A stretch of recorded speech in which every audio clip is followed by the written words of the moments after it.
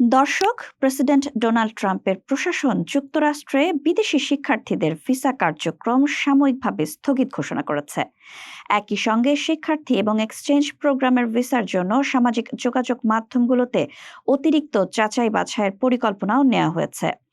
British সংবাদ মাধ্যম BBC বুধবার এই খবর জানিয়েছে। সংবাদ মাধ্যমটি আরও বলছে, মার্কিন পররাষ্ট্রমন্ত্রী মার্কো রুবিও একটি কূটনৈতিক বার্তায় বিশ্বজুড়ে সমস্ত মার্কিন দূতাবাসকে নতুন শিক্ষার্থী ভিসার জন্য অ্যাপয়েন্টমেন্ট কার্যক্রম বন্ধ রাখার নির্দেশ দিয়েছেন। এই স্থগিতাদেশ পরবর্তী নির্দেশ না দেয়া পর্যন্ত কার্যকর থাকবে। অর্থাৎ নতুন করে যারা যুক্তরাষ্ট্রে পড়াশোনার জন্য ভিসার আবেদন করতে চাইছেন তাদের জন্য আপাতত দরজা বন্ধ।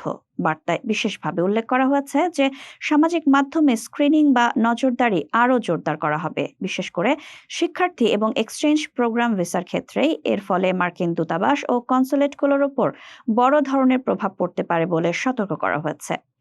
যেসব শিক্ষার্থী এখনো সাক্ষাৎকারের তারিখ পাননি তাদের অ্যাপয়েন্টমেন্ট বাতিল করতে হবে। তবে যাদের অ্যাপয়েন্টমেন্ট আগে থেকে নির্ধারিত ছিল তারা সাক্ষাৎকার দিতে পারবেন।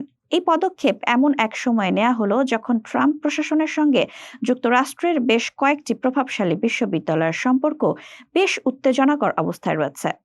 ট্রাম্প প্রশাসনের অভিযোগ, এসব বিশ্ববিদ্যালয় বামপন্থী চিন্তাধারায় প্রভাবিত এবং ইসরায়েল বিরোধী বিক্ষোভের আড়ালে ইহুদি বিদ্বেষ ছড়াতে সাহায্য করছে। হোয়াইট হাউস আরও অভিযোগ করেছে, কিছু বিশ্ববিদ্যালয় বৈষম্যমূলক ভর্তি নীতি বজায় রাখছে এবং অভিবাসন আইন লঙ্ঘন করছে। অন্যদিকে বিশ্ববিদ্যালয়গুলোর পক্ষ থেকে অভিযোগ করা হয়েছে যে ট্রাম্প প্রশাসন মুক্ত মত প্রকাশের অধিকার খর্বের চেষ্টা করছে।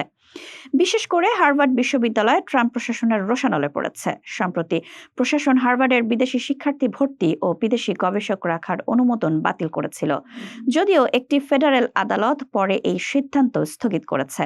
হার্ভার্ডে প্রায় 1/4 শিক্ষার্থী বিদেশি।